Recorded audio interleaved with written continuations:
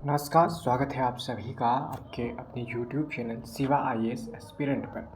दोस्तों, हम लोग विजन आईएएस की टेस्ट सीरीज कर रहे थे और उसमें से हमने 3 टेस्ट कर लिए थे। आज चौथा टेस्ट स्टार्ट करना है। अगर आपने पीछे के 4 टेस्ट 3 टेस्ट नहीं किए हैं तो आप लोग देख सकते हैं। प्लेलिस्ट भी मिल जाएंगी और आपको डिस्क्रिप्शन बॉक्स में उसकी लिंक भी मिल जाएगी और आप लोग उनको सॉल्व कर लीजिए।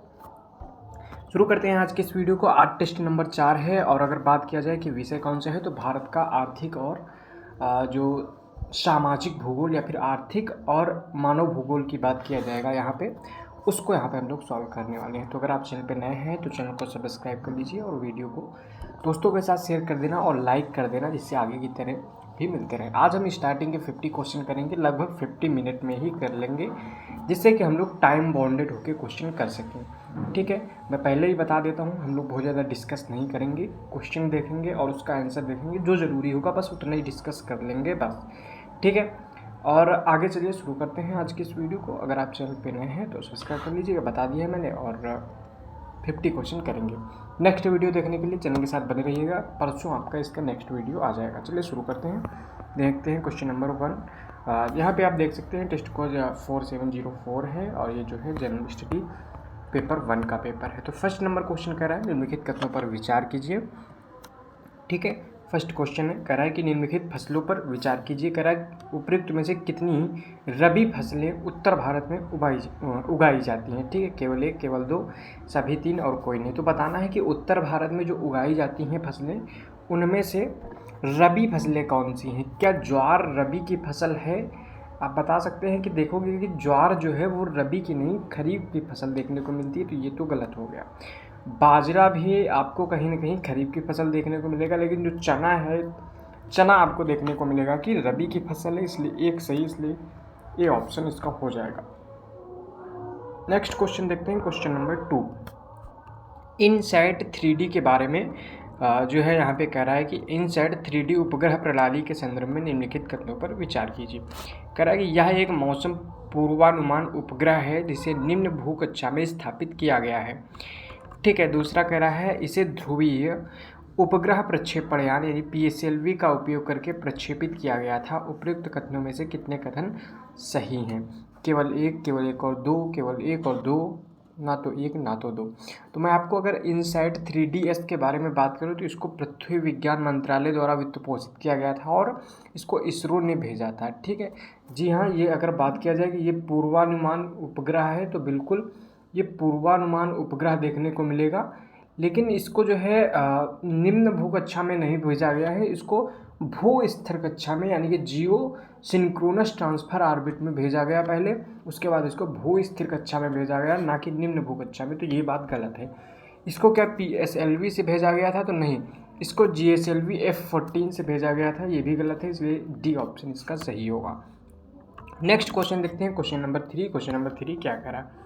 कह रहा है निम्नलिखित शहरों को उनकी जनसंख्या के घटते हुए क्रम में व्यवस्थित करना है। ठीक है, नीचे कूट दिया है उसके हिसाब से, कैनबरा, न्यूयॉर्क और टोक्यो। तो यहाँ पे आपको जो देखने को मिलेगा कि सबसे ज़्यादा जो जनसंख्या देखने को मिलेगी ये टोक्यो की देखने को मिलेगी, इसके बाद न्यूयॉर्क की और ये कैनबरा की इसके बाद। ठीक है, तो 3, 2, 1 इसका आंसर यानी बी हो जाएगा। टोक्यो आपको जापान में, न्यूयॉर्क आपको कहाँ पे देखने को मिलेगा?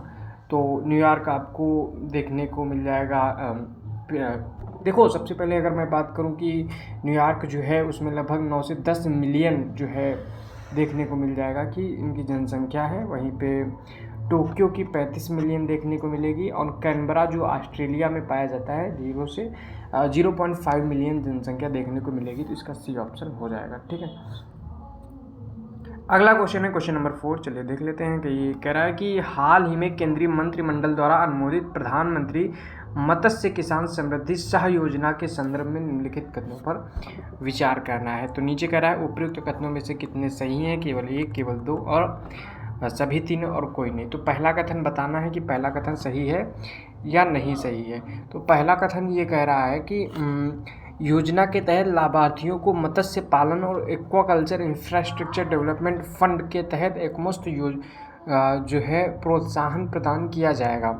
दूसरा कह रहा है इसमें चीन और अमेरिका जैसे विकसित देशों की तर्ज पर मछली पकड़ने वाले बड़े निगमों को बढ़ावा दिया जाएगा। तीसरा कह रहा है कि 2024-25 तक निर्यात आय को 2 गुना कर 1 लाख करोड़ रुपए करना इस योजना का मुख्य लक्ष्यों में से एक है। तो जो पहला कथन यहाँ पे आपको देखने को मिलेगा कि इसका जो फंड है ये FIDF के थ्रू किया जा रहा है, तो नहीं, इसका जो फंडिंग होगी 50% विश्व बैंक और AFD फ्रांसीसी विकास एजेंसी के द्वारा जो है इनको वित्त पोषित किया जा रहा है। वहीं पे 50% निजी क्षेत्र के जो लाभार्थी होंगे उनके द्वारा किया जाएगा। तो ये तो गलत बात है, ठीक है। दूसरा कह रहा है इनमें चीन और अमेरिका के जैसे, तो यहाँ पे आपको देखने को मिलेगा इसका उद्देश्य जो है मत्स्य पालन क्षेत्र की मूल्य श्रृंखला दक्षता में सुधार के लिए सूक्ष्म उद्योगों का समर्थन किया जाएगा, ना कि बड़े निगमों का। तो ये भी गलत देखने को मिलेगा। वहीं पे जो तीसरा है तो ये बिल्कुल सही देखने को मिलेगा। इसका जो लक्ष्य है 2024-25 तक 1 लाख करोड़ करने का लक्ष्य है, तो केवल एक कथन सही है, तो ये ऑप्शन इसका हो जाएगा। नेक्स्ट क्वेश्चन है क्वेश्चन नंबर 5, देख लेते हैं। पश्चिम एशिया के संदर्भ में निम्नलिखित कथनों पर विचार कीजिए और उनके शहरों को उत्तर से दक्षिण के क्रम में व्यवस्थित कीजिए। Tehran, Baghdad, Riyadh. नीचे दिए गए कोड का प्रयोग करके सही उत्तर चुनिए। तो आपको यहाँ पे सबसे ऊपर देखने को जो मिलेगा वो आपको देखने को मिल जाता है तेहरान, जो कि किसकी राजधानी है, ईरान की राजधानी है। उसके बाद नीचे देखने को मिलेगा बगदाद, जो कि इराक की राजधानी है, और रियाद जो कि सऊदी अरब की राजधानी है। तो 1, 2, 3 इसका आंसर होगा, बी हो जाएगा इसका सही आंसर। नेक्स्ट क्वेश्चन नंबर 6 देख लेते हैं। यहाँ पे जलमार्गों के संदर्भ में निम्नलिखित कथनों पर विचार करना है, ठीक है। कर एक तरफ जलमार्ग दिए हुए हैं, राष्ट्रीय जलमार्ग, और दूसरी तरफ उनका विस्तार। राष्ट्रीय जलमार्ग 1 इलाहाबाद से हल्दिया। दूसरा कह रहा है कि राष्ट्रीय जलमार्ग 2 कोट्टापुरम से कोल्लम। वहीं पर राष्ट्रीय जलमार्ग 3 सदिया और धुबरी। उपरोक्त कथनों में से कितने सही सुमेलित हैं? केवल 1, केवल 2, केवल सभी 3 और कोई नहीं। तो यहाँ पे जो आपको देखने को मिलेगा राष्ट्रीय जलमार्ग 1 है, नेशनल वाटर हाईवे 1 है, वो तो इलाहाबाद से हल्दिया के बीच में है, बिल्कुल सही बात है। वहीं पे दूसरा जो है वो आपको सदिया से धुबरी देखने को मिलेगा, ना कि कोट्टापुरम से कोल्लम। यहाँ पे 2 और 3 को एक्सचेंज कर दिया गया है, ठीक है। तो ये दोनों गलत हो जाएंगे, एक केवल सही है, तो ए ऑप्शन इसका सही देखने को मिल जाएगा, ठीक है। नेक्स्ट क्वेश्चन नंबर 7 देख लेते हैं। यहाँ पे दिया गया है एकीकृत इस्पात संयंत्र जो है देखने को मिलेगा, और दूसरी तरफ उनकी नदी किस नदी के तट पर अवस्थित हो। यहाँ पे जो टिस्को देखने को मिलेगा, तो जो टिस्को है ये सुवर्ण रेखा नदी और खारकेई नदियाँ जो हैं इसको जल जो है प्रोवाइड करवाती हैं, और झारखंड के जमशेदपुर में देखने को मिलते हैं। तो तीसरा तो इसको सही है। वहीं पे दूसरा कह रहा है दुर्गापुर जो है दामोदर नदी के तट पर है। तो दुर्गापुर जो है ये दामोदर नदी घाटी के आसपास आपको ही देखने को मिलेगा, तो ये भी सही देखने को मिलेगा। वहीं जो राउरकेला है, क्या ये कहीं ना कहीं क्या आपको देखने को मिलेगा कि सुवर्ण रेखा नदी के किनारे? तो नहीं, राउरकेला जो देखने को मिलेगा ब्राह्मणी नदी के तट पे देखने को मिलेगा, इसलिए ये कथन गलत है। 2 और 3 केवल सही है, तो सी ऑप्शन इसका सही हो जाएगा। चलिए अगला क्वेश्चन है question number 8। Kunming Montreal global biodiversity framework KMGBF के संदर्भ में निम्नलिखित कथनों पर विचार कीजिए। कह रहा है कि प्रवासी प्रजातियों के पर्यावासों की पुनर्बहाली KMGBF के तहत निर्धारित लक्ष्यों में से एक है। दूसरा कह रहा है इसके कार्यान्वयन को global biodiversity framework fund GBFF द्वारा वित्त पोषित किया जाता है। उपयुक्त कथनों में से कौन से कथन सही हैं? केवल 1, केवल 2, केवल 1 और 2, ना तो 1 ना तो 2। तो यहाँ पे मैं आपको बता दूं कि इसका जो ऑप्शन 1 है कि प्रवासी प्रजातियों के लिए पर्यावासियों की पुनर्बहाली के लिए इसमें लक्ष्य निर्धारित किया गया है, तो ऐसा कोई लक्ष्य इसमें आपको देखने को नहीं मिलेगा। इसमें भूमि और समुद्र के 30% भाग का संरक्षण और आक्रामक प्रजातियों में 50% की कमी लाना, ऐसे कुछ जो है लक्ष्य संसाधित किए गए हैं। पहला तो इसका गलत हो जाएगा। वहीं पे जो दूसरा कथन कह रहा है कि इसके कार्यान्वयन के लिए जो है GBFF द्वारा वित्त पोषण मिलता है, तो ये बिल्कुल सही बात देखने को मिलेगी, बी सही है, तो केवल बी ऑप्शन इसका हो जाएगा, ठीक है। नेक्स्ट क्वेश्चन है क्वेश्चन नंबर 9 देखने को मिलेगा। यहाँ निम्नलिखित कथनों में से कौन से जल निकाय मरमरा सागर के दोनों ओर स्थित हैं? तो आपको जो मरमरा सागर देखने को मिलेगा ये तुर्की वाले इलाके में देखने को मिलेगा, और ये ब्लैक सी और एजियन सागर को जोड़ता हुआ देखने को मिलता है, काला सागर और एजियन सागर को। तो ये हो जाएगा डी ऑप्शन इसका। क्वेश्चन नंबर 10 देख लेते हैं। मानव भूगोल के संदर्भ में रैखिक प्रतिरूप और क्रॉस आकार के प्रतिरूप प्रकार हैं। तो ये दोनों आपको देखने को मिलेंगे। जो है ग्रामीण बस्तियां जो हैं उनके आकार आधार पे इनको देखने को मिलता है, रैखिक प्रतिरूप और क्रॉस आकार के प्रतिरूप। ठीक है, तो ये ऑप्शन इसका ए देखने को मिल जाएगा, ए इसका जो है सही हो जाएगा। क्वेश्चन नंबर अगला देखते हैं, क्वेश्चन नंबर 11। यहाँ पे ज़्यादा डिस्कस करने वाला नहीं है, इसलिए मैं और भी जल्दी कर रहा हूँ, आपको फटाफट आंसर करना है। ठीक है, अगला कह रहा है परमाणु ऊर्जा संयंत्र है और राज्य। तारापुर संयंत्र क्या महाराष्ट्र में उपस्थित है? चलिए अगला देखते हैं। रावत भाटा जो है क्या राजस्थान में उपस्थित है? कलपक्कम क्या केरल में स्थित है? काकरापार क्या ओडिशा में स्थित है? तो जो करेक्ट कौन से सही सुमेलित हैं? केवल 1 और 2, 2 और 3, 1 और 4, 2 और 4। तो यहाँ पे आपको जो देखने को मिलेगा तारापुर, तो ये तो बिल्कुल आपको जो है महाराष्ट्र में देखने को मिलेगा। ठीक है, वहीं पे रावत भाटा आपको राजस्थान में देखने को मिलेगा। वहीं पे कलपक्कम आपको केरल में देखने को नहीं मिलेगा। ये आपको कहाँ पे देखने को मिलेगा? तो ये तमिलनाडु में देखने को मिलेगा। और काकरापार जो है ये आपको गुजरात में देखने को मिलेगा, ना कि ओडिशा में। ठीक है, 1 और 2 जो है सही मेल है, तो ये ऑप्शन इसका हो जाएगा। नेक्स्ट क्वेश्चन, क्वेश्चन नंबर 12 है। गन्ना उद्योग के संदर्भ में निम्नलिखित कथनों पर विचार कीजिए। ठीक है, कह रहा है गन्ना उत्पाद, तो यहाँ पे सबसे पहले नीचे देख लेते हैं, फिर पढ़ते हुए सही कितने सही हैं। केवल 1, केवल 2, सभी 3 और कोई नहीं। पहला कथन कह रहा है कि गन्ना उत्पादक देशों में चीनी मिलें स्थापित करने का प्राथमिक कारण सस्ते श्रम की उपलब्धता है। क्या ये बात सही है? अगर गन्ना उत्पादक क्षेत्रों में चीनी मिलें स्थापित हो रही तो मतलब वहाँ पे कच्चे माल की उपलब्धता होगी ना कि श्रम की उपलब्धता, तो ये तो गलत हो जाएगा। दूसरा कह रहा है चीनी मिल की संपूर्ण ऊर्जा आवश्यकता की पूर्ति खोई को ईंधन के रूप में उपयोग करने से उत्पन्न हो जाती, तो ये बात आपको बिल्कुल सही देखने को मिल जाएगी। इसकी जो संपूर्ण ऊर्जा आवश्यकता है, ये जो खोई का ईंधन होता है उसको जला के उत्पन्न हो जाती है। वहीं तीसरा कह रहा है कर्नाटक देश में अग्रणी चीनी उत्पादक राज्य है, इसमें इसके बाद महाराष्ट्र आता है। तो बिल्कुल यहाँ पे चीनी उत्पादक प्रदेशों की बात किया जाएगा तो सबसे पहले कहीं ना कहीं आपको देखने को मिल जाएगा कि देखने को मिलता है कौन से प्रदेश देखने को मिलते हैं? उत्तर प्रदेश देखने को मिलता है। ठीक है, सबसे बड़ा जो है उत्तर प्रदेश देखने को मिलता है, इसके बाद जो है बाकी सब देखने को मिलते हैं। तो दूसरा केवल सही है, तो ए ऑप्शन इसका हो जाएगा, केवल 1। ठीक है, चलिए नेक्स्ट क्वेश्चन देख लेते हैं, क्वेश्चन नंबर 13। क्वेश्चन नंबर 13 क्या कह रहा है कि निम्नलिखित खनिजों पर विचार कीजिए। उपयुक्त में से कितने को लौह खनिज के रूप में वर्गीकृत किया जा सकता है? केवल 1, केवल 2, केवल 3, सभी 4। तो देखो तांबा जो है ये तो अलग होता है, अलग आपको देखने को मिलेगा।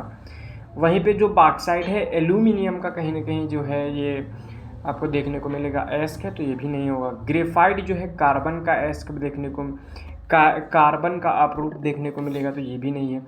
मैग्नीज क्या ये सही है? तो हाँ, मैग्नीज बिल्कुल आपको देखने को मिलेगा कहीं ना कहीं। लौह धातु देखने को मिलेगा, लौह धातु खनिज देखने को मिलता है, तो ए ऑप्शन इसका हो जाएगा, केवल 1। नेक्स्ट क्वेश्चन, क्वेश्चन नंबर 14 है। भारत में कोयला भंडार के संदर्भ में निम्नलिखित कथनों पर विचार कीजिए।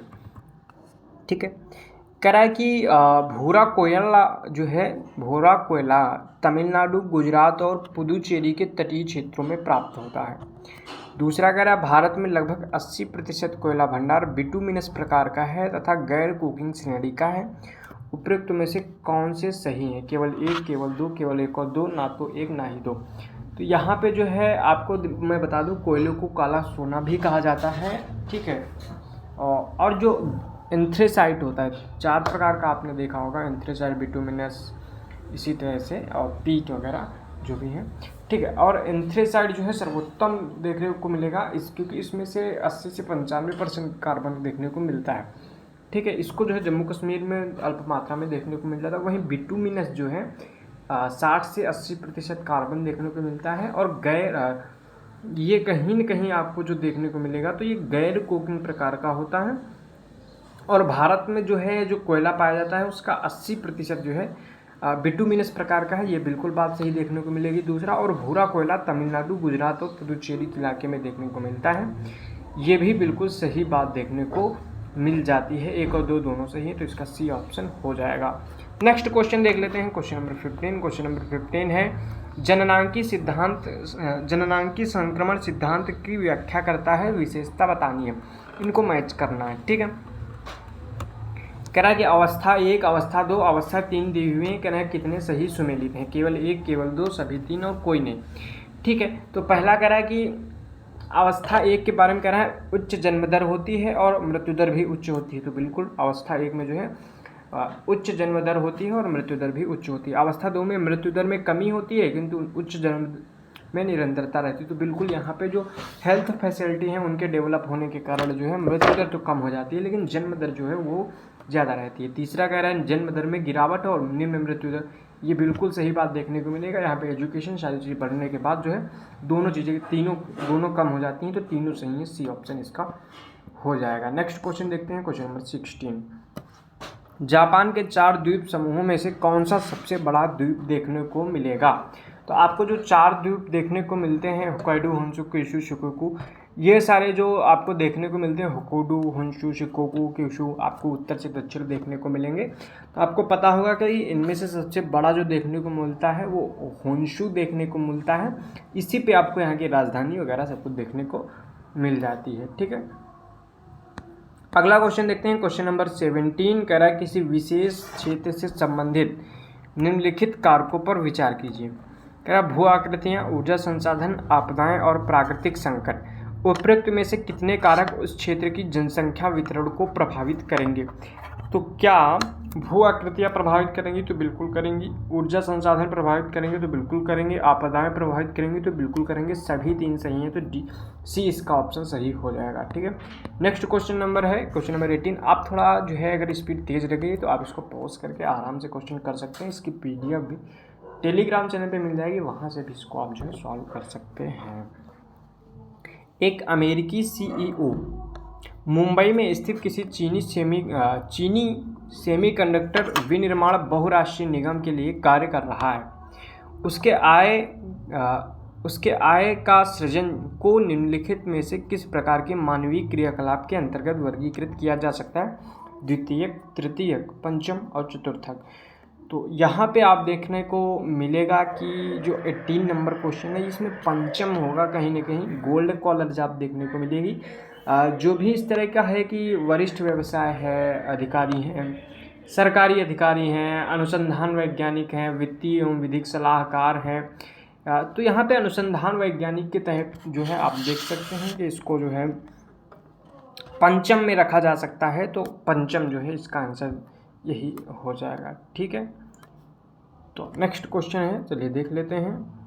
तो यहाँ पे दूसरी भी बात ये भी देखिए, आप CEO की बात किया जा रहा है, तो CEO कहीं ना कहीं ये जो एडमिनिस्ट्रेशन में आता है और जो है ये पंचम श्रेणी में आ जाएगा। ठीक है, 19 नंबर क्वेश्चन देखने को मिलेगा। भारत में निम्नलिखित क्षेत्रकों को उनके जल उपयोग के आधार पर घटते हुए क्रम में लिखना है। तो सबसे ज़्यादा पहले लिखना है कृषि क्षेत्र, औद्योगिक क्षेत्र, घरेलू क्षेत्र।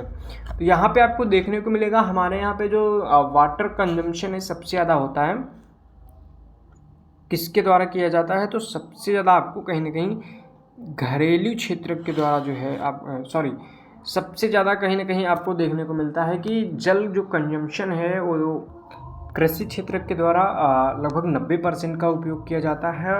जो ग्राउंड वाटर है उसकी बात कर रहे हैं। उसके बाद आपको घरेलू क्षेत्र देखने को मिला 1, 3 और 2। 1, 3 और 2 बी में दिया हुआ है, तो यही ऑप्शन इसका सही हो जाएगा। नेक्स्ट क्वेश्चन देखते हैं, क्वेश्चन नंबर 20। तो थोड़ी आपको मैं बता दूं कि वॉइस आ रही होगी, हो सकता है तो थोड़ा बाहर में कुछ बज रहा है तो थोड़ा मैनेज कर लीजिएगा, क्योंकि ये भी ज़रूरी है, करना था तो कर रहा हूँ मैं अभी। ठीक है, नेक्स्ट क्वेश्चन है निम्नलिखित युग्मों पर विचार कीजिए। स्थानांतरित कृषि को अलग अलग राज्यों में क्या कहते हैं, इसके बारे में बताना है। ठीक है, कह रहा है दहिया इसको बोलते हैं मध्य प्रदेश में, कोमान बोलते हैं उड़ीसा में, वाल्टरे बोलते हैं राजस्थान में, झूम बोलते हैं असम में। उपयुक्त में से कितने सही सुमेलित हैं? केवल 1, केवल 2, केवल 3 और सभी 4। तो ये जो झूम कृषि है आप इसके बारे में जानते होंगे, कर्तन एवं दहन प्रणाली के विभिन्न अर्थ में भी इसको हम लोग बोल देते हैं। ठीक है, तो आपको ये देखने को मिलेगा कि दहिया जो है इसको मध्य प्रदेश में बोलते हैं, तो ये जो है बात बिल्कुल सही देखने को मिलेगी। कोमान इसको उड़ीसा में बोल देते हैं, वाल्टरे इसको राजस्थान में और झूम इसको असम के इलाकों में बोल देते हैं। तो ये बिल्कुल सही देखने को मिलेगा। वहीं झारखंड में इसको कुरुआ, हिमाचल प्रदेश में खिल, इस तरह से बोलते हैं। पश्चिमी घाट में इसको कुमारी भी बोल देते हैं, ठीक है। और उड़ीसा में इसको पामाडाबी, कोमान, बदिंगा ये सब बोल देते हैं। तो ये सभी सही हैं, तो सभी 4 डी ऑप्शन हो जाएगा। नेक्स्ट क्वेश्चन है क्वेश्चन नंबर 21। वन संरक्षण संशोधन अधिनियम 2023 के संदर्भ में निम्नलिखित कथनों पर विचार कीजिए। कह रहा है कि राज्य सरकार को केवल निजी संस्थानों को पट्टे पर या अन्यथा वन भूमि आवंटित करने के लिए केंद्र सरकार की पूर्व मंजूरी के पास प्राप्त करना अनिवार्य है, ठीक है। तो यहाँ पे आपको देखने को मिलेगा पहले ऐसा था, लेकिन अब जो है अगर राज्य सरकार अपनी भी किसी कंपनी को दे रही है या फिर किसी प्राइवेट कंपनी को दे रही है, तो दोनों के लिए जो है इसमें से परमिशन लेनी पड़ती है, उसमें जो है मंजूरी अनिवार्य होती है। ये गलत बात है, ठीक है, क्योंकि इसमें केवल निजी संस्थानों के लिए कर रहा है। दूसरा कर रहा है यह यूकेलिप्टस, बांस और अन्य बहुउद्देशीय वृक्षों की कृत्रिम रूप से उगाए जाने जैसी गतिविधियों को गैर वन्य गतिविधियों के रूप में निर्दिष्ट करता है, ठीक है। तो इसके बारे में भी बात अगर किया जाएगा तो ये बात भी आपको देखने को गलत देखने को मिलेगी। जो सिल्वीकल्चर है, सिल्वीकल्चर अभियान के साथ साथ वन संवर्धन अभियान जैसे यूकेलिप्टस, बांस और अन्य बहुउद्देशीय वृक्षों को कृत्रिम रूप से उगाए जाने को गैर वन गतिविधियों की परिभाषा से बाहर रखा गया है, ठीक है। तो ये जो है इसको परिभाषा से ही बाहर रखा गया है, इसलिए ये भी गलत है। तीसरा कह रहा है वन के वे क्षेत्र जो निजी स्वामित्व में हैं उन्हें वन संरक्षण संशोधन अधिनियम 2023 के तहत वन की परिभाषा से बाहर रखा गया है।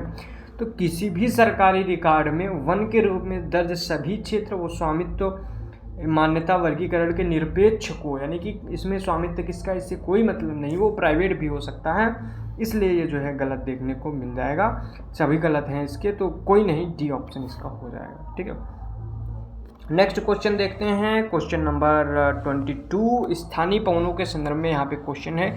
मैं आपको बता दूं स्थानीय पवनों को मैंने बहुत अच्छे से करवाया है, जो भी लोकल विंड्स हैं उनके बारे में मैंने करवाया है, अभी कल ही उसका वीडियो डाला है, आप लोग देख सकते हैं, ठीक है। तो स्थानीय पवनों के संदर्भ में निम्नलिखित कथनों पर विचार कीजिए। कह रहा है स्थल एवं समुद्र समीप छोटे पैमाने पर मानसून के समान है, तो ये बात आपको कहीं ना कहीं देखने को सही मिल जाती है। दूसरा कह रहा है फोन और चिनूक शुष्क पवनें हैं जो पर्वतों के पवन विमुख ढाल और समानांतर प्रवाहित होती हैं। तो आपको फोन जो देखने को मिलेगी और चिनूक देखने को मिलेगी। चिनूक आपको नॉर्थ अमेरिका में, वहीं फोन आपको आल्प्स पर्वत के क्षेत्रों में देखने को मिल जाती है, स्विट्जरलैंड के आसपास। तो ये बात भी बिल्कुल सही कह रहा है कि ये पवन विमुख जो है इलाके होते हैं, उसमें जो है जो पर्वतों का पवन विमुख क्षेत्र है उनमें प्रवाहित होते हैं। चिनूक पवन के परिणाम स्वरूप बर्फ पिघलती है, जिससे जानवरों के लिए चारागाह भूमि उपलब्ध होती है। बिल्कुल ये सही बात है, तीनों सही हैं, सी ऑप्शन इसका सही हो जाएगा, 1 2 और 3। नेक्स्ट क्वेश्चन नंबर 23 है। कह रहा है निम्नलिखित युग्मों पर विचार करना है। कह रहा है कि पुस्तक और रिपोर्ट दी हुई हैं और कह रहा है कि लेखक और संगठन है, इनको मैच किया है, बता रहा है कौन से सही सुमेलित हैं। केवल 1 और 2, केवल 2, केवल 3 और 1 और 2, 1 2 3 सभी, ठीक है। तो यहाँ पे आप देखेंगे लिमिट्स टू ग्रोथ, क्या ये ब्रेटलैंड आयोग की रिपोर्ट थी? तो ये जो आपको देखने को मिलेगी जो लिमिट्स टू ग्रोथ थी, ये ब्रेटलैंड रिपोर्ट नहीं थी, ये थी क्लब ऑफ रोम की, यानी कि इसको मैच करेंगे हम लोग क्लब ऑफ रोम से। वहीं अवर कॉमन फ्यूचर जो होगा ये थी ब्रेटलैंड रिपोर्ट जो थी वो। इसका बीज जो 2 है स्मॉल इज ब्यूटीफुल, EF शमाकर, ये बिल्कुल सही कथन देखने को मिलेगा। दूसरा सही है तो बी इसका ऑप्शन हो जाएगा, ठीक है। नेक्स्ट क्वेश्चन देखते हैं क्वेश्चन नंबर 24। हाल ही में रामसर कन्वेंशन के तहत 5 आर्द्र भूमियों को अंतर्राष्ट्रीय महत्व की आर्द्र भूमियों की वैश्विक सूची में शामिल किया गया है। इस संदर्भ में लिखित कथनों पर विचार कीजिए। 2024 का क्वेश्चन है, जब कर्नाटक वगैरह की जो है शामिल की गई थी, ठीक है। कह रहा है कि यह कर्नाटक में अवस्थित एक आर्द्रभूमि का निर्माण पश्चिम की ओर प्रवाहित होने वाली अघनाशिनी नदी और अरब सागर के संगम पर होता है। इसे स्थानीय रूप से गजनी चावल की खेती के रूप में जाना जाता है। यह धान के खेतों में पारंपरिक मछली पालन के लिए भी लोकप्रिय है। कह रहा है उपयुक्त कथन निम्नलिखित में से किस रामसर स्थल का सर्वोत्तम रूप से वर्गीकरण करते हैं। तो यहाँ पे आपको नाम दिखा होगा एक अघनाशिनी नदी, तो इसका ऑप्शन भी जो है अघनाशिनी जो है ज्वार नदीबुक देखने को मिल जाएगा। बी ऑप्शन इसका सही हो जाएगा। ठीक है, नेक्स्ट क्वेश्चन देखते हैं, क्वेश्चन नंबर 25। हाल ही में प्रधानमंत्री ने SASEC कॉरिडोर कनेक्टिविटी के एक भाग के रूप में असम में कई परियोजनाओं की आधारशिला रखी। इस संदर्भ में निम्नलिखित कथनों पर विचार कीजिए। कह रहा है कि सुरक्षा और अवैध आप्रवासन पर अंकुश लगाना SASEC के मुख्य फोकस क्षेत्रों में से एक है। क्या ये बात सही है? तो ये कहीं न कहीं आपको देखने को मिलेगी कि बांग्लादेश, भूटान और बांग्लादेश, भारत ने इसको शुरू किया था और ये आर्थिक सहयोग के लिए बना हुआ है, ना कि जो है ऐसा कोई अवैध प्रवासन, ऐसा कुछ नहीं। ठीक है, अगला कह रहा है SASEC के सभी सदस्य सार्क के सदस्य हैं। नहीं, SASEC में जो है अब म्यांमार, मालदीव और श्रीलंका भी आते हैं, लेकिन सार्क में जो है म्यांमार देखने को नहीं मिलता है, इसलिए ये कथन गलत हो जाता है। दूसरा भी ना तो एक ना तो डी। ठीक है, 25 हो गया। 26 नंबर क्वेश्चन देखते हैं। 26 देखिए, आपको अगर इनका पूरा का पूरा सॉल्यूशन पढ़ना है तो आप लोग जो है आसानी से पढ़ सकते हैं। मैंने इसका PDF जो है डाल दूंगा आज ही रात में टेलीग्राम चैनल पे, आप वहाँ से इसको आसानी से देख सकते हैं। ठीक है, भारत में सेरोगेसी नियमों के संदर्भ में निम्नलिखित कथनों पर विचार कीजिए। 25 से 35 वर्ष की आयु की अविवाहित महिला परोपकारी सेरोगेसी के उद्देश्य से सेरोगेट मां बन सकती है। दूसरा कह रहा है सेरोगेसी के जन्मे बच्चे को सेरोगेट मां का जैविक बच्चा माना जाता है। क्या ये बात सही है? अगला कह रहा है कौन से कथन सही है? केवल एक, केवल दो, ना तो एक ना तो दो, और सी कह रहा है एक और दो दोनों। तो यहाँ पे अगर बात किया जाए, ठीक है, पहला जो कथन कर रहा है 25 से 35 वर्ष के बीच में जो है बन सकती हैं, तो यहाँ पे अगर मैं बात करूँ कि कोई भी महिला नहीं बन सकती है, अविवाहित महिला नहीं बन सकती है, केवल एक विवाहित महिला जिसका अपना बच्चा हो या प्रत्यारोपण के दिन उसकी आयु 25 से 35 वर्ष के बीच हो, वही सेरोगेट माँ बन सकती है। ठीक है, ये बात याद रखेंगे। विवाहित महिला होनी चाहिए, भले ही वह विधवा या तलाकशुदा हो सकती है। ठीक है, तो ये बात तो बिल्कुल सही देखने को नहीं, गलत देखने को मिले, क्योंकि इसमें अविवाहित महिला के बारे में बात की गई। अगला कह रहा है सेरोगेसी से जन्मे बच्चे को सेरोगेट माँ का जैविक बच्चा माना जाता है। तो नहीं, ये सेरोगेट माँ का जैविक बच्चा नहीं माना जाएगा, ये बच्चा माना जाएगा जिसने सेरोगेसी करवाया, यानी कि इच्छुक दंपत्ति या इच्छुक महिला जो है उनका जैविक बच्चा माना जाएगा, भले ही वह प्राकृतिक रूप से जो है दूसरे का हो। तो दूसरा सही है, बी ऑप्शन इसका हो जाए। नहीं सॉरी, दोनों गलत हैं, यहाँ पे दोनों गलत देखने को मिलेंगे, तो डी ऑप्शन इसका हो जाएगा। ठीक है, अगला क्वेश्चन है 27। निम्नलिखित में से कौन सा एक सन्नत नगरीय बस्तियों का सर्वश्रेष्ठ वर्णन करता है? 27। ठीक है, सन्नत नगरीय बस्तियाँ, तो एक बार मैं आपको बता दूं कि जो सन्नत नगरीय बस्तियाँ होती हैं, ठीक है, उनके बारे में अगर बात करूं मैं, तो यहाँ पे जो कथन नंबर कौन सा है, एक मिनट में फिर से आपको सन्नत नगरीय बस्तियों के बारे में बता देता हूँ। तो इन बस्तियों में होता क्या है, इमारतों के बीच दूरी अत्यंत कम और उच्च जनसंख्या घनत्व होता है। इमारतें अधिकतर आपको बहुमंजिला देखने को मिलेंगी, ऊर्ध्वाधर विन्यास इनको देखने को मिलेगा। ऐतिहासिक शहरी केंद्रों और पुरानी शहरी क्षेत्रों में इन प्रकार की बस्तियां बहुत आम देखने को मिल जाती हैं। ठीक है, तो ये हो गई। चलिए अब देख लेते हैं। पराक्रम मकान एक दूसरे के समीप होते हैं, जिनके एक गुच्छित या एक केंद्रीय बिंदु का निर्माण होता है, जो सामुदायिक भावना को बढ़ावा देते हैं और सामाजिक संपर्क को सुविधाजनक बनाते हैं। मकान विस्तृत क्षेत्र में प्रायः भूमि कृषि भूदृश्य, तो ये कृषि भूदृश्य वाला तो नगरीय हो ही नहीं सकता है, आपको सिंपल सा लगेगा। ठीक है, अगला कह रहा है इमारतों के बीच की दूरी अत्यंत कम होने के साथ उच्च जनसंख्या घनत्व सेवाओं, बाजारों और सुविधाओं तक आसान पहुंच और सुविधा प्रदान करते। तो ये बिल्कुल बात सही देखने को मिलेगा, ऑप्शन नंबर सी इसका सही देखने को मिल जाएगा। ठीक है, नेक्स्ट क्वेश्चन है क्वेश्चन नंबर 28। चलिए देख लेते हैं। निम्नलिखित कथनों पर विचार करना है। जनगणना के बारे में क्वेश्चन है, ठीक है, देखते हैं। कह रहा है कि जनगणना 2011 के अनुसार समग्र लिंगानुपात जनगणना 2001 के आंकड़ों की तुलना में अधिक होने की प्रवृत्ति दर्शाता है, ठीक है। नेक्स्ट कह रहा है कि जनगणना 2001 के आंकड़ों की तुलना में जनगणना 2011 में बाल लिंगानुपात में सुधार हुआ है। कौन से कथन सही हैं? केवल एक, केवल दो, एक और दो, दोनों, ना तो एक ना तो दो। तो अगर जनगणना 2001 की बात किया जाए तो भारत में जो लिंगानुपात था वो 933 था, वहीं 2011 में 943 था, यानी कि इसमें सुधार देखने को मिलता है। ये कथन तो सही है। वहीं दूसरा जो बाल लिंगानुपात की बात किया जाए, यानी कि 0 से 6 वर्ष की आयु में 100 बालकों पर कितनी बालिकाएं हैं, इनकी बात किया जाएगा तो भारत में 2001 में 927 था, वहीं 2011 में 918 हो गया था, यानी घट गया था। तो ये तो कथन गलत हो जाएगा, केवल एक सही है, ये ऑप्शन इसका हो जाएगा। क्वेश्चन नंबर 29 की तरफ चलते हैं, देखते हैं। कह रहा है परमाणु ईंधन के संदर्भ में निम्नलिखित कथनों पर विचार कीजिए। पहला कह रहा है भूपर्पटी में यूरेनियम थोरियम की तुलना में अधिक मात्रा में पाया जाता है। दूसरा कह रहा है सबसे बड़े यूरेनियम भंडार वाले राज्यों में आंध्र प्रदेश अग्रणी राज्य है तथा उसके पश्चात झारखंड है।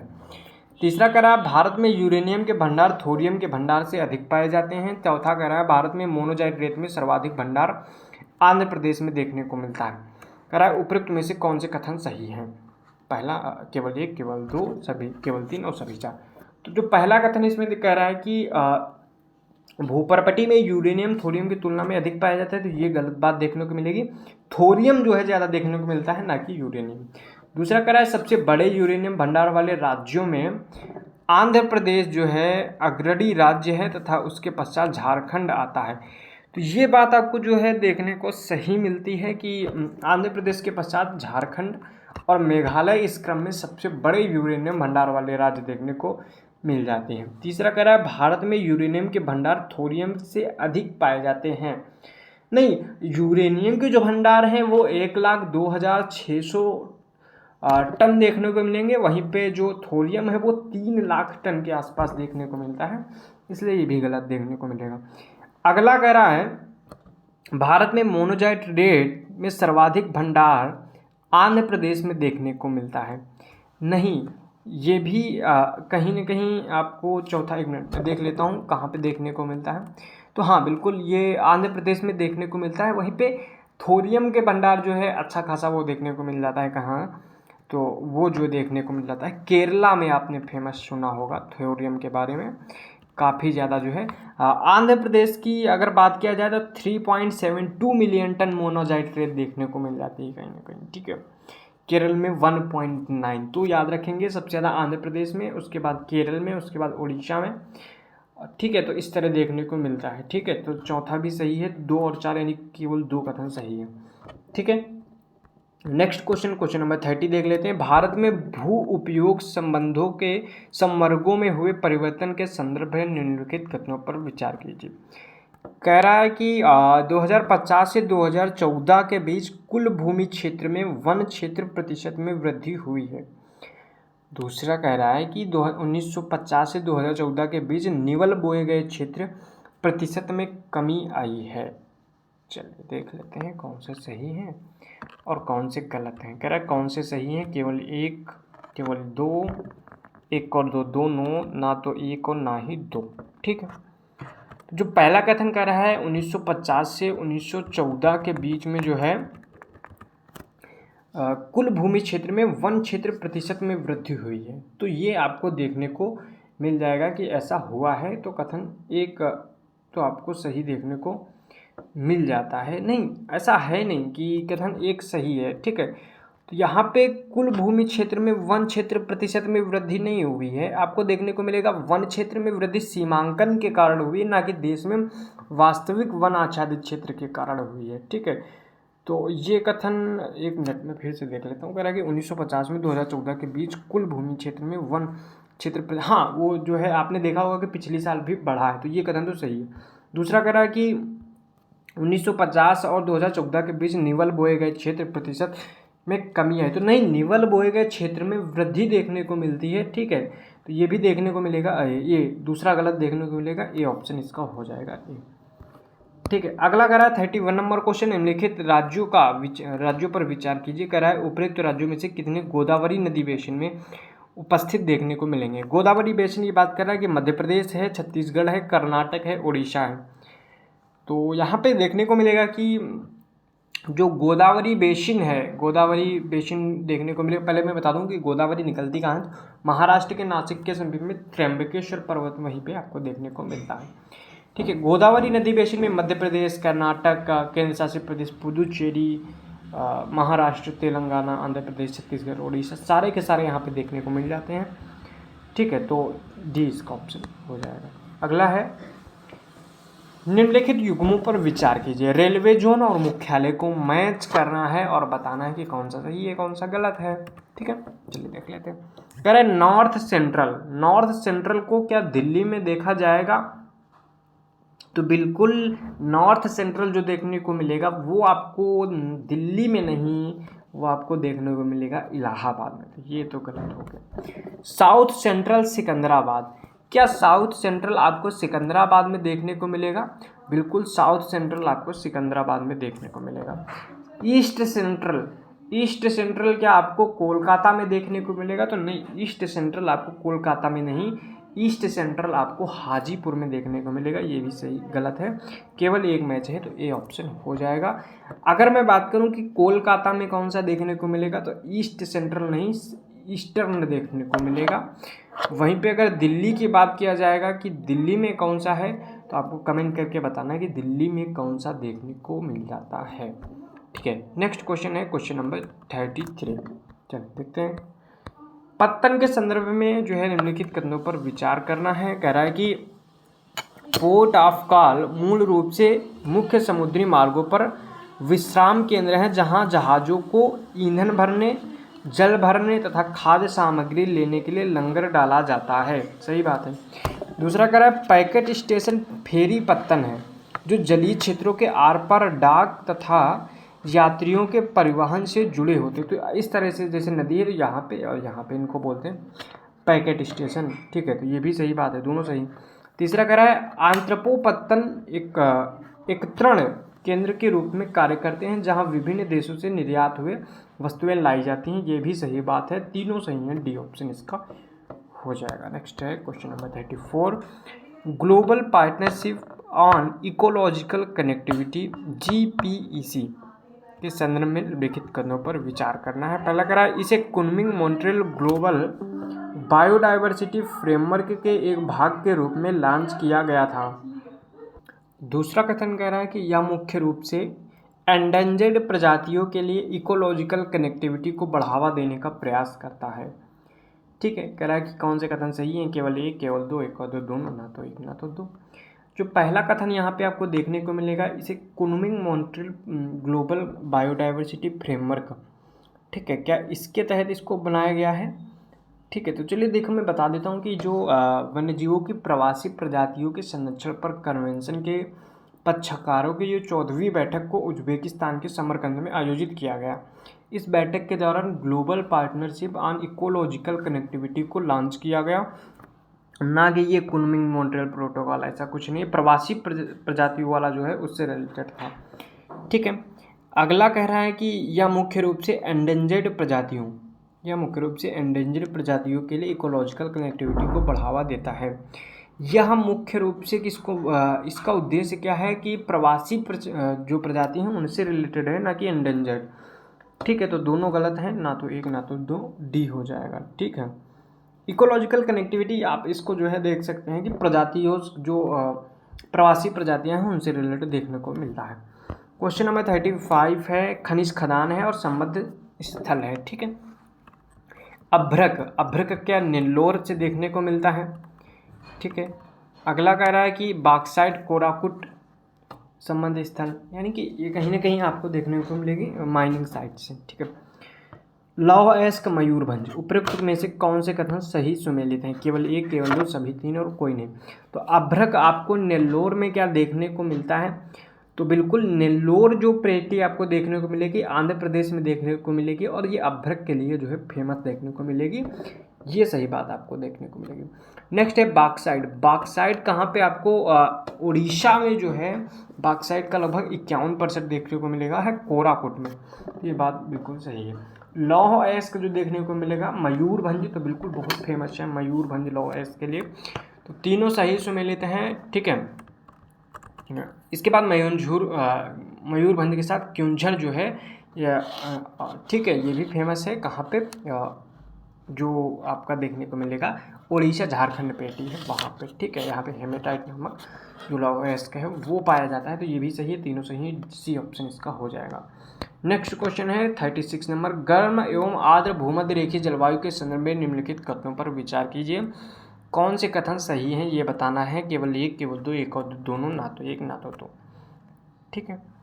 कह रहा है कि इस क्षेत्र में इमारती लकड़ियों का वाणिज्यिक दोहन कठिन होता है। भूमध्य रेखीय, बिल्कुल भूमध्य रेखीय जलवायु होगा, तो बिल्कुल सही बात है। दूसरा कह रहा है इस क्षेत्र अत्यधिक लाभदायक पशुधन पालन के लिए जाना जाता है। तो नहीं, यहाँ पे घास के मैदान वगैरह होता नहीं है, बड़े बड़े पौधे होते हैं, इसलिए ऐसा संभव बहुत कम होता है, ठीक है। तो केवल ए ऑप्शन हो जाएगा, ठीक है। नेक्स्ट क्वेश्चन है 37। सतत विकास की अवधारणा पर विमर्श को प्रेरित करने वाली पुस्तक द पॉपुलेशन बम के संदर्भ में निम्नलिखित कथनों पर विचार कीजिए। सॉरी, लेखक पूछ रहा है इसके कौन थे, ठीक है। Dennis Meadows, Rachel Carson, William Vogt, Paul Ehrlich. तो यहाँ पे आपको जो पॉल अर्लिच देखने को मिलेंगे, यही आपको देखने को मिलेंगे द पॉपुलेशन बम के नाम से जो बुक थी उसके राइटर। क्वेश्चन नंबर 38 देखते हैं। मानव बस्तियों के संदर्भ में क्रॉस आकार के प्रतिरूप पाए जाते हैं। तो जो क्रॉस आकार के प्रतिरूप देखने को मिलेंगे, जहाँ पे चौराहा देखने को मिलेगा आपको इस तरह से, वहाँ पे क्रॉस जो है देखने को मिलेगा। तो प्रमुख सड़कों के प्रतिच्छेदन बिंदु के आसपास आपको इसलिए देखने को मिलेगा, ठीक है। निम्नलिखित कथनों पर विचार कीजिए। कह रहा 10 लाख की जनसंख्या तक पहुँचने वाला पहला आधुनिक शहर लंदन है।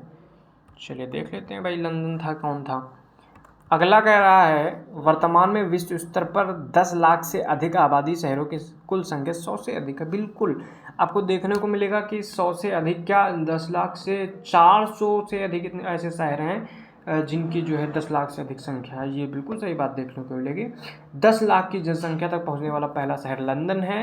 तो बिल्कुल जो है लंदन में 1810 में 10 लाख जनसंख्या हो चुकी थी।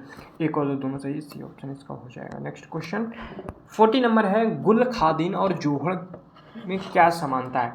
तो ये जो गुल खादीन और जोहन है, ये कहीं ना कहीं वाटर जो पानी जो भरा जाता है उससे रिलेटेड है। जल संचयन, यही बिल्कुल सही बात है, ये नंबर है इसका। जल संचयन की जो पारंपरिक प्रणाली है ये देखने को मिलेगी राजस्थान के जैसलमेर में खादीन और अन्य क्षेत्रों में जौहड़ के उदाहरण आपको देखने को मिल जाते हैं। वहीं पहाड़ी और पर्वतीय क्षेत्रों में लोगों ने गुल अथवा कुल, पश्चिमी हिमालय में, ये सारी चीज़ें आपको देखने को मिल जाएंगी। ये सारा का सारा जो है जो ये जो वर्षा का पानी है उसको संचय किया जाता है। नेक्स्ट क्वेश्चन है लोकप्रिय मोटे अनाज ज्वार के संदर्भ में निम्नलिखित कथनों पर विचार करना है, ठीक है। कह रहा है देश में ज्वार का सर्वाधिक उत्पादन महाराष्ट्र में होता है। दूसरा कह रहा है इसे दक्षिणी राज्यों आंध्र प्रदेश, तेलंगाना और कर्नाटक में रबी और खरीफ दोनों ऋतुओं में बोया जाता है। कह रहा है केवल एक, केवल दो, एक और दो, दोनों, ना तो एक ना तो दो। जो 41 नंबर क्वेश्चन है, तो बिल्कुल यहाँ पे जो महाराष्ट्र देखने को मिलेगा ज्वार का सबसे अधिक उत्पादन करता है। लगभग 37% ऑफ टोटल प्रोडक्शन जो ज्वार होता है उसका जो है प्रोडक्शन होता है महाराष्ट्र में। कह रहा है आंध्र प्रदेश, तेलंगाना, कर्नाटक में रबी और खरीफ दोनों में बोया जाता है। तो बिल्कुल ये भी बात सही देखने को मिल जाएगी, दोनों सही है, सी ऑप्शन हो जाएगा। क्वेश्चन नंबर अगला है 42। ई इंक के संदर्भ में निम्नलिखित कथनों पर विचार कीजिए। ई इंक के बारे में आप लोगों ने देखा होगा, पढ़ा होगा, बहुत सारे लोगों ने इसको यूज भी किया होगा, ठीक है। कह रहा है कि यह एनिमेशन और वीडियो के लिए बेहतर है।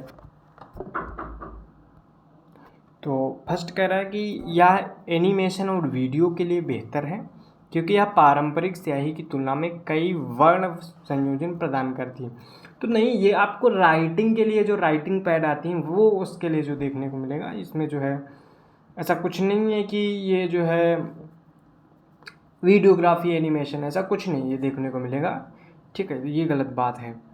ठीक है। यह ओलेड के समान अपनी स्वयं की रोशनी उपलब्ध करती है तथा बैकलाइट पर निर्भर नहीं होती है। इसका उपयोग एलसीडी और एलईडी डिस्प्ले में किया तो नहीं, ऐसा कुछ नहीं है कि इसका जो है ई इंक डिस्प्ले जो कागज़ की तरह ही प्रकाश को प्रतिबिंबित करता है। या जो है विशेषता है कि इसी वजह से इनको पढ़ने में ज़्यादा आसानी होती है। ये बैकलाइट पे जो है ऐसा कुछ नहीं है कि बैकलाइट वगैरह, ये सिंपल सा चीज़ है, ये लाइट को रोकता है, उसके बेसिस पे काम करता है। ठीक है, तो ये भी बात गलत देखने को मिलेगी, दोनों गलत बातें हैं यहाँ पे, डी ऑप्शन इसका हो जाएगा। ठीक है, क्वेश्चन नंबर 43 देखने को मिलेगा आपको। या भारत के यहाँ पे सबसे पहले देख लेते हैं, उपयुक्त परिच्छेद निम्नलिखित में से किस फसल का उल्लेख किया जाता है? ज्वार, बाजरा, मक्का, रागी। ठीक है, कह रहे हैं कि यह भारत के पश्चिम तथा उत्तर पश्चिम भागों में गर्म तथा शुष्क जलवायु में बोया जाता है। यह फसल इस क्षेत्र में शुष्क दौर तथा सूखा में सहन करने में समर्थ है। यह एकल तथा मिश्रित फसल के रूप में बोई जाती है। यह फसल देश के कुल बोए गए क्षेत्र के लगभग 5.2% भाग पर बोई जाती है। यह फसल के प्रमुख उत्पादक राज्य महाराष्ट्र और गुजरात हैं। तो ये आपको देखने को मिलेगा कि बाजरा के बारे में बात कर रहा है, सी ऑप्शन इसका हो जाएगा। ठीक है, नेक्स्ट क्वेश्चन आपको देखने को मिलेगा 44, कथन एवं कारण वाला क्वेश्चन है। ठीक है, चलिए देखते हैं, आपको इनके ऑप्शन पता होंगे, सीधा इसको सॉल्व करते हैं हम लोग। ठीक है, कह रहा है कि कथन एक है, ध्रुव पर अक्षांश की 1 डिग्री की रैखिक दूरी भूमध्य रेखा की तुलना में थोड़ी अधिक लंबी हो जाती है। क्या ये बात सही देखने को मिलेगी? तो बिल्कुल सही देखने को मिलेगी, क्योंकि पृथ्वी ध्रुवों पर थोड़ी सपाट और भूमध्य रेखा पर उभरी हुई, दोनों कथन सही हैं और कथन कारण की सही व्याख्या भी कर रहे हैं, तो ए ऑप्शन इसका हो जाएगा। नेक्स्ट क्वेश्चन है 45, निम्नलिखित सूचकांकों पर विचार कीजिए। कह रहा है उपयुक्त में से कितने सूचकांकों का उपयोग भारत में उद्योगों के संकुल की पहचान करने के लिए किया जाता है? केवल 2, केवल 3 और केवल 4 और सभी 5। ठीक है, तो यहाँ पे देखा जाएगा औद्योगिक इकाइयों की संख्या का प्रयोग किया जाता है, औद्योगिक श्रमिकों की संख्या का किया जाता है, औद्योगिक उद्देश्य के लिए उपयोग की जाने वाली विद्युत की मात्रा को भी किया जाता है, कुल औद्योगिक उत्पादन और मूल्यवर्धित निर्माण सभी का उपयोग यहाँ पे किया जाता है, तो डी ऑप्शन इसका हो जाएगा। ठीक है, नेक्स्ट क्वेश्चन 46 कह रहा है, निम्नलिखित भारतीय भाषाओं को देसी भाषा बोलने वालों की संख्या के आधार पर घटते हुए क्रम में व्यवस्थित कीजिए। इंडो आर्यन, द्रविडियन, ऑस्ट्रियन और चीनी तिब्बती। ठीक है, सबसे पहले आपको यहाँ पे 1 नंबर पे देखने को मिलेगा इंडो आर्यन और उसके नंबर 2 पे देखने को मिलेगा द्रविड़। तो 1 और 2 जैसे ही आपको दिखा तो ऑप्शन नंबर 1 हो जाएगा, क्योंकि बाकी एलिमिनेट हो जाएंगे, तो ए ऑप्शन हो जाएगा। सबसे ज़्यादा बोली जाती है इंडो आर्यन, उसके बाद द्रविड़, उसके बाद जो है ऑस्ट्रिक और उसके बाद चीनी तिब्बती। ठीक है, 46 हो चुका है। 47 नंबर क्वेश्चन देख लेते हैं कि 47 नंबर क्वेश्चन क्या है। कह रहा है कच्चे तेल के संदर्भ में निम्नलिखित कथनों पर विचार कीजिए। कह रहा सोर क्रूड ऑयल में सल्फर अशुद्धियां उच्च मात्रा में होती हैं, इसका निष्कर्षण आसान होता है तथा इससे दक्षतापूर्वक उच्च गुणवत्ता वाली गैसोलीन, तो जब इसमें सल्फर की अशुद्धियां ज़्यादा हैं तो गैसोलीन कैसे आसानी से निकलेगा? दूसरी बात, निष्कर्षण आसान कैसे होगा? तो ये तो गलत बात है। दूसरा कह रहा है स्वीट क्रूड ऑयल में सल्फर की मात्रा बहुत कम होती है, बिल्कुल सही बात है। इसे गैस और पेट्रोलियम उत्पादकों के प्रसंस्करण हेतु हटाने की आवश्यकता होती है, तो ये भी गलत देखने को मिलेगा। इसको हम लोग जो है निष्कर्षण के में बहुत कम ऊर्जा की आवश्यकता होती है, ऐसा बहुत ज़्यादा वो होता नहीं है इसमें, ये भी गलत देखने को मिलेगा, तो डी ऑप्शन इसका सही हो जाएगा। ठीक है, ये हो गई बात। अगला देखते हैं क्वेश्चन नंबर 48। कह रहा है कि स्टार STAR मीट्रिक, जिसका उपयोग प्रजातियों के विलुप्त होने के जोखिमों को और खतरों का पता लगाने के लिए किया जाता है, निम्नलिखित में से किस संगठन के द्वारा प्रयोग किया जाता है? तो इनका जो उपयोग है वो किया जाता है IUCN के द्वारा। स्टार का इससे क्या है, जो भी स्पीसीज़ हैं, जो भी संकटापन्न थ्रेटन्ड स्पीसीज़ हैं, उनका डाटा जो है उसके बेस पे पता लगाया जाता है। ठीक है, इनका खतरा और न्यूनीकरण और पुनर्बहाली के लिए इसका जो है आकलन करने के लिए इसका प्रयोग किया जाता है, ठीक है, स्टार का IUCN के द्वारा। 49 नंबर क्वेश्चन कह रहा है कृषि गतिविधियों के संदर्भ में मिल्पा और लदांग निम्नलिखित में से किससे संबंधित है? आदिकालीन निर्वाह कृषि, वृक्षारोपण कृषि, मिश्रित कृषि, डेयरी फार्मिंग। तो आपको देखने को मिलेगा जो मिल्पा और लदांग है ये आपको आदिकालीन निर्वाह कृषि से देखने को मिलेगा, संबंधित है। नेक्स्ट क्वेश्चन आज का लास्ट क्वेश्चन है। आज में हमने 50 मिनट में किया है। देखो मैं समझ सकता हूँ कि मैंने बहुत कम डिस्कस किया है, यहाँ की क्वेश्चन का आंसर भी कभी कभी मैंने स्किप किया है, लेकिन ज़रूरी है कि हम लोग टाइम के हिसाब से पढ़ें और आप लोग भी 50 मिनट में ही क्वेश्चन करने की कोशिश कीजिए, क्योंकि 2 आवर में आपको पूरे के पूरे क्वेश्चन करने होते हैं, 100 क्वेश्चन, और साथ में आपको जो है और भी काम करने होते हैं, कभी सिग्नेचर करना है, कभी कुछ करना है, ठीक है। तो आपको टाइम बाउंडेड होके करना पड़ेगा, ठीक है, इतनी स्पीड से तो करना पड़ेगा। नेक्स्ट क्वेश्चन है क्वेश्चन नंबर 50, ठीक है। अगर आप कहेंगे तो मैं इसको आराम से करवा दूंगा, 1.5 घंटे में सॉल्व होंगे 50 क्वेश्चन, बस आराम से हो जाएंगे, आप जो बताएंगे वो। 50 नंबर क्वेश्चन है कि निम्नलिखित कथनों पर विचार कीजिए, ठीक है। पहला कथन कह रहा है कि पूर्वी या दक्षिणी एशिया और पूर्वी अफ्रीका उच्च जनसंख्या घनत्व प्रदर्शित करते हैं। दूसरा कह रहा है जनसंख्या का संकेंद्रण, उत्तरजीविता, संसाधन की उपलब्धता, आर्थिक अवसरों के अनुकूल दशाओं वाले क्षेत्रों में होता है, जिससे गुच्छित या बसंहत बस्तियों का निर्माण होता है जो आकार और घनत्व में भिन्न भिन्न होती हैं। कौन से कथन सही हैं? केवल एक, केवल दो, एक दो, दोनों, ना तो एक ना तो दो। तो यहाँ पे जो पहला कथन देखने को मिलेगा तो बिल्कुल सही देखने को मिलेगा कि ये जो आपको पूर्वी और दक्षिण एशिया और पूर्वी अफ्रीका देखने को मिलेगा, तो ये उच्च जनसंख्या घनत्व देखने को मिलता है यहाँ पे। वहीं पे जो दूसरा कथन कह रहा है कि जनसंख्या का संकेंद्रण, उत्तरजीविता, संसाधन की उपलब्धता, आर्थिक अवसरों की उपलब्धता, ये सारी चीज़ें जो देखने को मिलेंगी, ये बात भी आपको सही देखने को मिल जाती है, ये भी सही बात है। एक और दो दोनों सही हैं, तो सी ऑप्शन इसका हो जाएगा। तो आज हमने 50 क्वेश्चन आसानी से कर लिए हैं 51 मिनट में, यानी कि 50 मिनट ही लगा था, और इनको हमने सॉल्व भी किया है, आंसर भी देखा है, ठीक टाइम दिया है, 1 मिनट के आसपास लगभग हर क्वेश्चन को दिया है। तो इसी तरह से आपको सॉल्व करना है। इनका सोल्यूशन आप प्रॉपर पढ़ लीजिएगा, टेलीग्राम पे मैं डाल दूंगा, पूरी प्लेलिस्ट, पूरी PDF डाल दूंगा, आप लोग पढ़ लीजिएगा। आशा करता हूँ कि वीडियो पसंद आई होगी। वीडियो पसंद आई है तो वीडियो को लाइक कर दीजिए और दोस्तों के साथ इसको शेयर कर दीजिएगा, चैनल को सब्सक्राइब कर लीजिए। इसका नेक्स्ट पार्ट परसों आ जाएगा आपको, और आप देख लीजिएगा इसको, ठीक है। लेकिन नेक्स्ट वीडियो के साथ आप तक के लिए धन्यवाद।